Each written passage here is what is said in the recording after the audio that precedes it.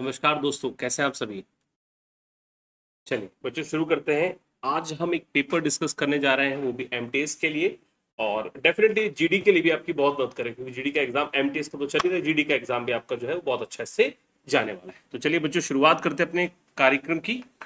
और मुझे उम्मीद है कि चीज़ें आपको बहुत मदद करेंगी, और जिस तरह से हम पढ़ रहे हैं हमें बहुत बेनिफिट होगा। हाँ, ये बात जरूर, इस क्लास की स्पीड थोड़ी सी तेज रहेगी। क्यों? क्योंकि आपके पेपर्स चल रहे हैं, ज़्यादा टाइम आपका नहीं खराब करेंगे। ठीक है, चलिए बच्चों शुरुआत करते हैं। इसमें बहुत सी इंपॉर्टेंट बातों पर अपना डिस्कशन होगा। चल शुरू करें।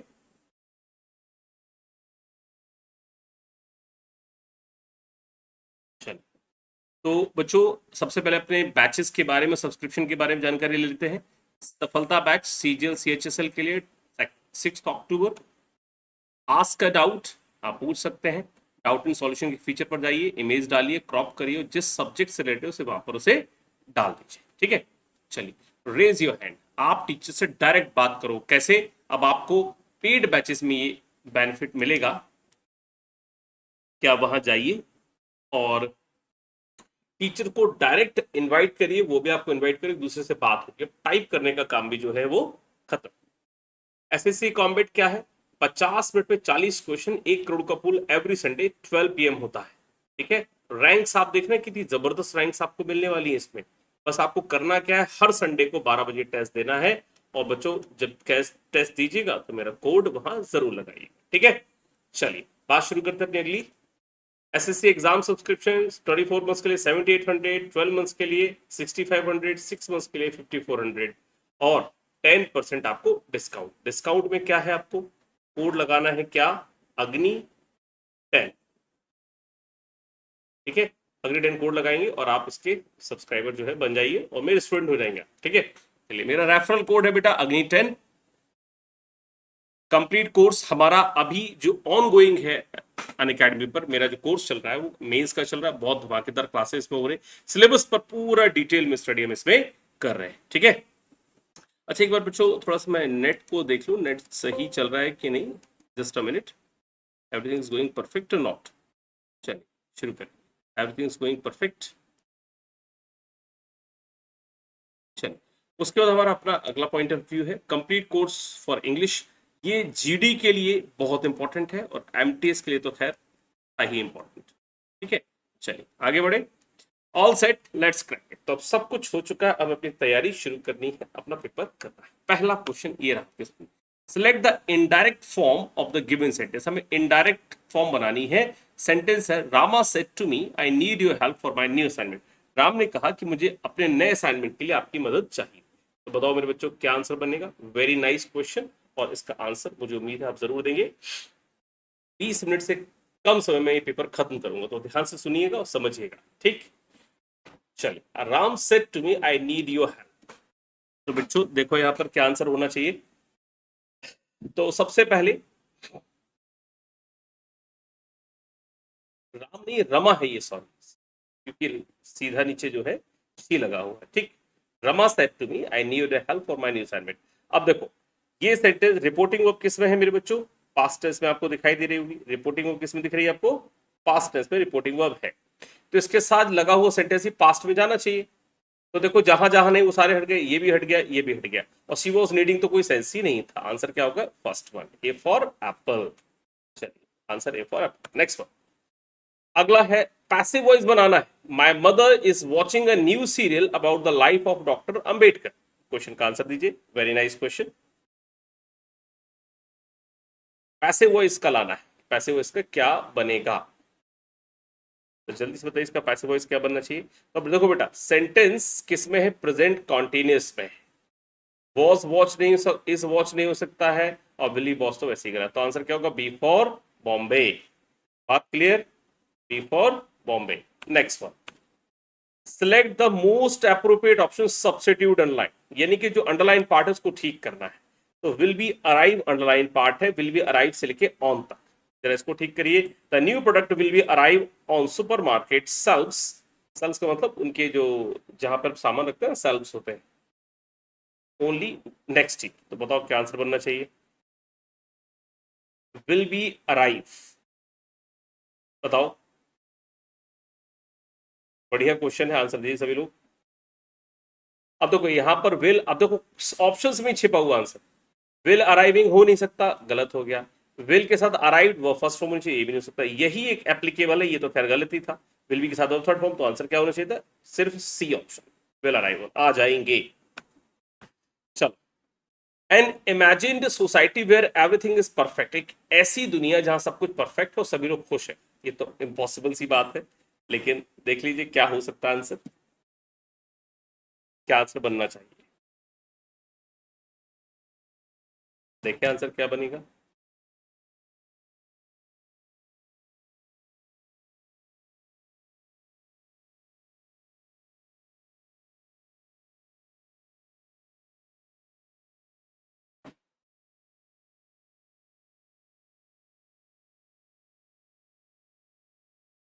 बताएं। चलिए, इसका आंसर होगा मेरे बच्चों यूटोपिया, इसको हिंदी में कहते हैं राम राज्य। क्या कहलाता है ये, राम राज्य। रिस्पॉन्सिबल इवेंजलिस्ट, जो क्रिश्चियनिटी में, जो क्रिश्चियनिटी का पाठ पढ़ाते हैं, प्रीच करते हैं। और हाइपोक्राइट, ये कौन होते हैं, ये तो सबको पता है, इनका मतलब क्या होता है, ये ढोंगी टाइप के लोग होते हैं ये नहीं, आपको देखे जाएंगे हर जगह ऐसे लोग, हाइपोक्राइट, अक्सर ऐसे लोग आपको देखने को मिलेंगे, ढोंगी कह सकते हैं आप इन्हें। ठीक है, आंसर क्या होगा, फर्स्ट वन। चौथा क्वेश्चन, अगला क्वेश्चन, यहां से पैसेज आपके सामने, फॉलोइंग पैसेज, यानी कि अब हम पढ़ने जा रहे हैं क्या, क्लोज टेस्ट के बारे में अपना discussion. Recently, I have visited an orphanage for differently abled in Delhi. The courteous staff allowed me to interact with the children. I was told beforehand that I could carry food product packets and items of daily use, stationery, blankets, clothes. So children who were in the age of 5 to 13, children were cheerful, lot the smiles on dash faces reflecting the joy within them. मतलब बच्चों के, और फिर अनाथ आश्रम में मैं गया, सारा सामान लेकर गया, स्टेशनरी वगैरह, स्टाफ बहुत बढ़िया था, बच्चे बहुत खुश थे, उनके चेहरे बहुत जबरदस्त स्माइल थी। तो बस यही पूरा पैसेज है जिस पर अपना काम चल रहा है। ठीक है, सेंटेंस पैसिव वॉइस, सेंटेंस पूरा पैसेज जो है पास्ट टेंस में। चलिए, पहले क्वेश्चन का आंसर क्या बनना चाहिए, I visited N orphanage differently abled children, बस बी फॉर में कोई एपोस्ट्रोफी नहीं लगाना था। अगला, द कर्टिस स्टाफ, सेंटेंस बेटा आप देखो पास्ट में चल रहा है, तो क्या हो, उसने क्या किया, मेड मी, मुझे बहुत ही अच्छा फील कराया। चलो, to interact heartily, freely, clearly, truly, बताइए आंसर क्या बनना चाहिए। हार्टली, फील, फ्रीली, कैसे बात कराई उन्होंने बच्चों से मेरी, ये आप बताओगे। बड़े आराम से मैंने बात की बच्चों से, फ्रीली बात करी। ठीक है, चलिए, I was told before hand that could carry food packet, मुझे फूड पैकेट्स वगैरह लाने के लिए बोला गया था। एंड क्लॉथ्स, किसके लिए, बच्चों के लिए, फॉर द चिल्ड्रन। उसके बाद क्या हुआ, who were in the age group of 5 to 13, the children were a cheerful lot, the smile on, किनके फेसेस पर, उनके फेसेस पर, यानी कि ऑन देयर फेसेस। बात क्लियर, बहुत बढ़िया। चलो, पूरा पैसेज हो गया। 10वां क्वेश्चन हमारे सामने, ईडियम है, get something of your chest, get something of your chest, answer बताएं क्या बनेगा इसका, बढ़िया क्वेश्चन है, आंसर बताइए। गेट समथिंग, अपने दिल से बोझ उतार दो, क्या मतलब बनेगा, express something that has been worrying you, जो तुम्हें चिंता डाल रहा है तुम्हारे अंदर, उसको बताओ, यू वांट टू से, वेरी गुड, बढ़िया। ठीक है, आंसर क्या होगा, डी फॉर डॉक्टर। चलिए, सिनोनिम बताना है किसका, आइडलनेस का, आइडलनेस का सिनोनिम बताइए। चीयरफुलनेस, इंडस्ट्री, लेथार्जी, एनर्जी, क्या आंसर बनना चाहिए, जल्दी से बताएं। Idleness, cheerfulness, industry, lethargy, energy, क्या बनना चाहिए। आइडलनेस का मतलब होता है बेटा सुस्त पड़े हुए, सुस्ती, है ना। आंसर क्या होगा, लेथार्जी, आलस्य, ये इसका आंसर होगा, वेरी गुड। चल, क्लियर। चलो, 12वां question, plain as a day, 12वां क्वेश्चन आपके सामने है, plain as a day, answer दीजिए। Plain as a day, answer दे। Very obvious and easy to understand, visible only in broad light, very simple and easy, very interesting. बताओ क्या answer बनेगा? Question बिल्कुल सिंपल है, प्लेन एज अ डे। बहुत ही आसान भाषा में समझने वाला, तो आंसर ए फॉर एप्पल।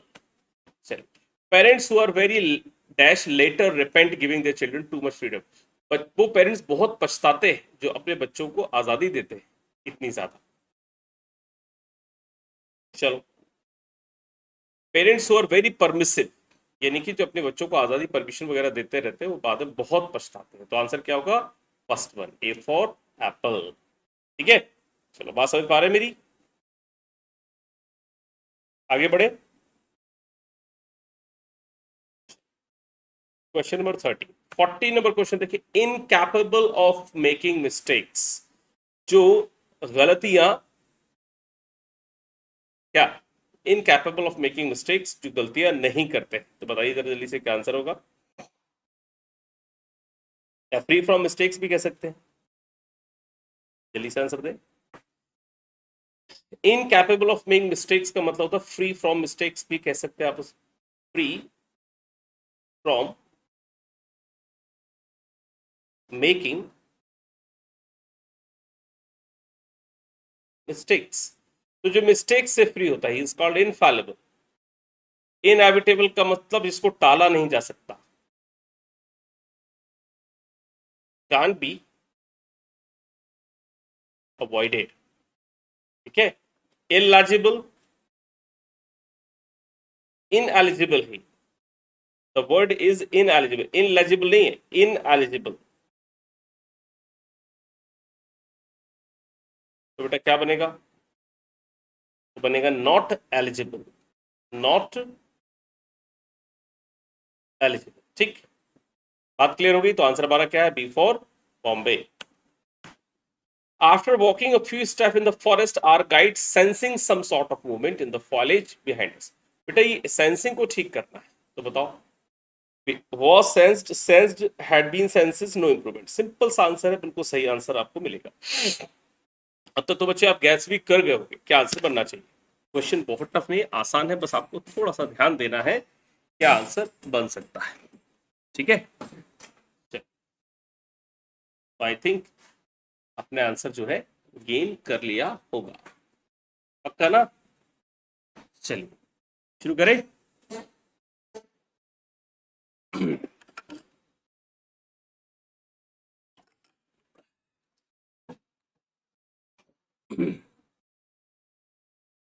चलो, so after walking few steps, sensing तो हो नहीं सकता, वॉज सेंस्ड भी नहीं हो सकता, पैसिव वॉइस में कैसे चला गया? पास्ट एंड डेफिनेट जाएगा वर्ब की सेकंड फॉर्म के, तो नो इम्प्रूव तो गलत था, पर हैड बीन सेंसेस तो था ही नहीं, इसके साथ वर्ब थर्ड फॉर्म में तो भी मान लेते, इसलिए आंसर क्या होगा? B for Bombay. चलो, इनकरेक्टली स्पेल्ट वर्ड, बताइए कौन सा गलत? Which one is the wrong one?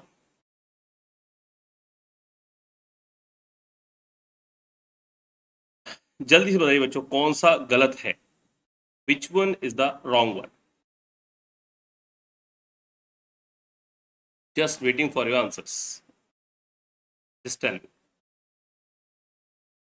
Which one is the wrong one?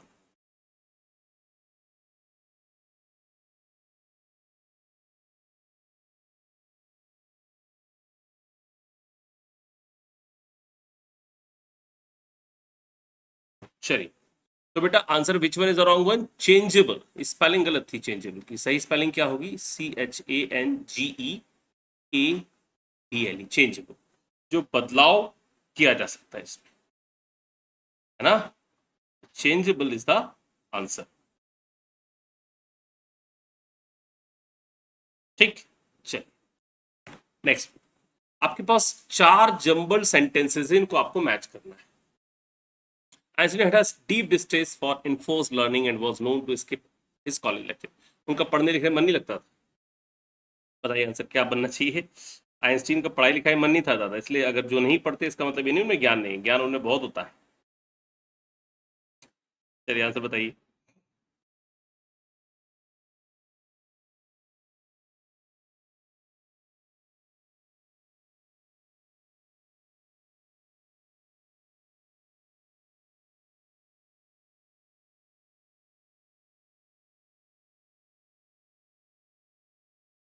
चलो बच्चों, तो आंसर क्या होगा? आइंस्टीन ने कहा तो ए इसका पहला, लेकिन उसके बाद ही ऑफन फेल्ट एजुकेशन इंटरफेयर करती है, फॉर्मल एजुकेशन, तो ए के साथ सीधा डी जुड़ रहा है, तो ए के साथ डी जुड़ रहा है, तो कौन सा आंसर बना? सारे गलत हो गए। ए फॉर एप्पल। चलिए, टेस्टिमनी, टेस्टिमनी एंटोनिम बताना है बच्चों। द वर्ड इज टेस्टिमनी, इसका एंटोनिम बताना है। बताइए, टेस्टिमनी का एंटोनिम बताना है, बताइए। बेटा टेस्टिमनी का मतलब होता है विटनेस या एविडेंस। इस हिसाब से जो आंसर होगा वो क्या होगा? अप्रूवल, डिफिकल्टी, डिस्प्रूफ, क्या आंसर होना चाहिए? सीधा सीधा आंसर क्या है? A for apple, disproof. ठीक है, चलो। We can see much changes in the government school days, school these days. हम बहुत सारे चेंजेस देख रहे हैं, क्या है गवर्नमेंट स्कूल्स में इन दिन। वी से much changes. Grammatical error find out करनी, जरा जल्दी से फाइंड आउट करिए क्या हो सकती है ग्रामेटिकल एरर।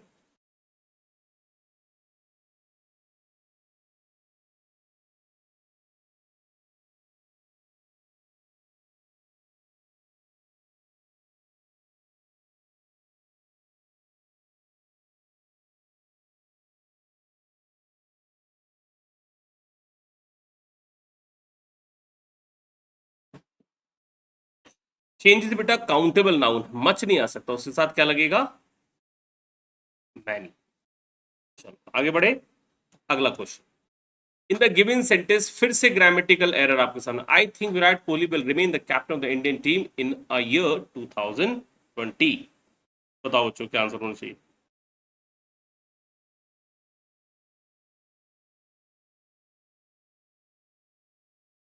Question number 20।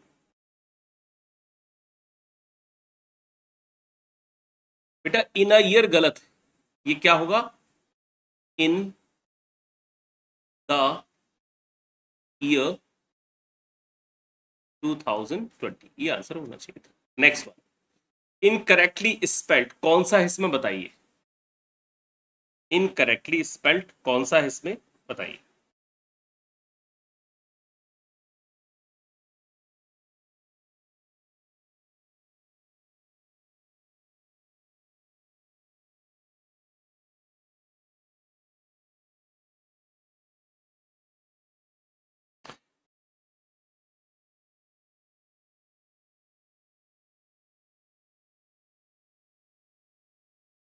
बेटा इसमें चारों सही है, शायद टाइपिंग मिस्टेक हुई है। प्रिविलेज इसका आंसर था, वो गलत था, लेकिन प्रिविलेज स्पेलिंग यहाँ सही कर दिया हमारे टाइपिस्ट ने, तो चारों सही है। तो स्पेलिंग सही थी सारी, लेकिन जो गलत थी वो थी क्या? ए। मैंने उनको ए करने के लिए, पर उन्होंने ध्यान नहीं दिया, पर कोई बात नहीं, हो जाती है टाइपिंग मिस्टेक, तो it is not a big problem. चलिए, गिवन बिलो 4 जंबल सेंटेंसेस, जरा मैच करिए क्या आंसर हो सकता है। 4 ऑप्शंस है, जल्दी से बताइए। हरभजन कौर जी के बारे में, खाना वाना बनाने की बात है इसमें, बताइए। मैच करिए, पहला वाला कौन सा? जिस दिन ये खोज लोगे उस दिन आपके क्वेश्चन का आंसर बन जाए।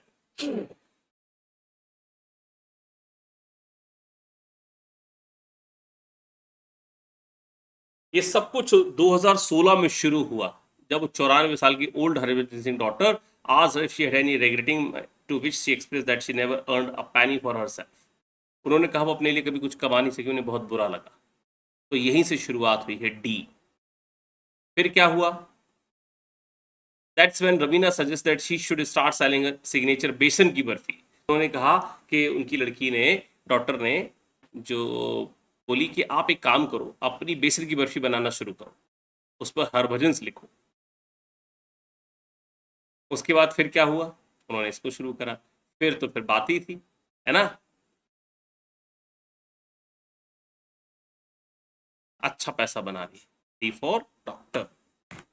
चलिए 23वां question. It is that the children who learn to use their body mind and emotions for their own wellbeing work dash the wellbeing for others. Question number 23। दो 3 क्वेश्चन और बचे, जल्दी से आंसर दीजिए, देन वी विल फ्री। बढ़िया question है।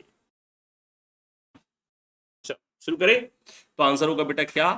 Towards, this is the answer that you need to put there. Clear? So towards के प्रति, स्पिरिचुअल, बताइए, इसका एंटोनिम बताना है। फिजिकल, राइटस, घोस्टली, पायस, क्या होना चाहिए?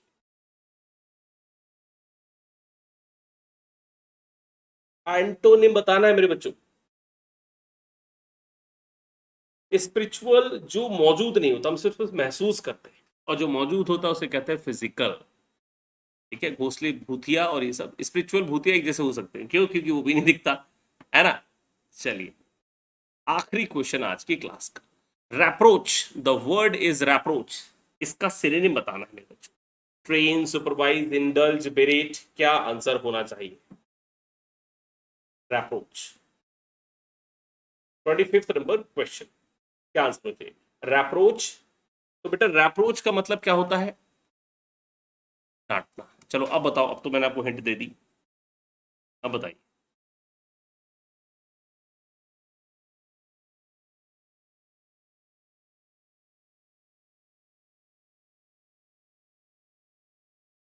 बताएं।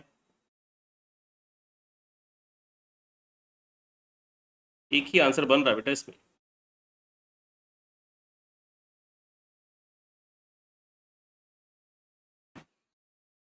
इसका मतलब भी क्या होता है? डांटना। आंसर क्या होगा? ए फॉर एप्पल। इंडल्ज का मतलब हम शामिल होते किसी चीज में, ट्रेन, सुपरवाइज, ये सब नहीं होते, तो आंसर क्या होगा? ए फॉर एप्पल। ठीक है, बढ़िया। तो बच्चों अपने स्कोर को जरूर शेयर करना, क्या आपका स्कोर रहा, I would like to know. और आप सबका बहुत बहुत धन्यवाद। स्पीड जरूर ज्यादा रही, लेकिन हमने बहुत सारी चीजें सीखी, बहुत सारी काम की चीजें हमारी इसमें हुई, तो बहुत बहुत धन्यवाद मेरे बच्चों। थैंक यू, फिर मिलेंगे, अगली बात करेंगे। जय हिंद, तब तक के लिए खुश रहिए।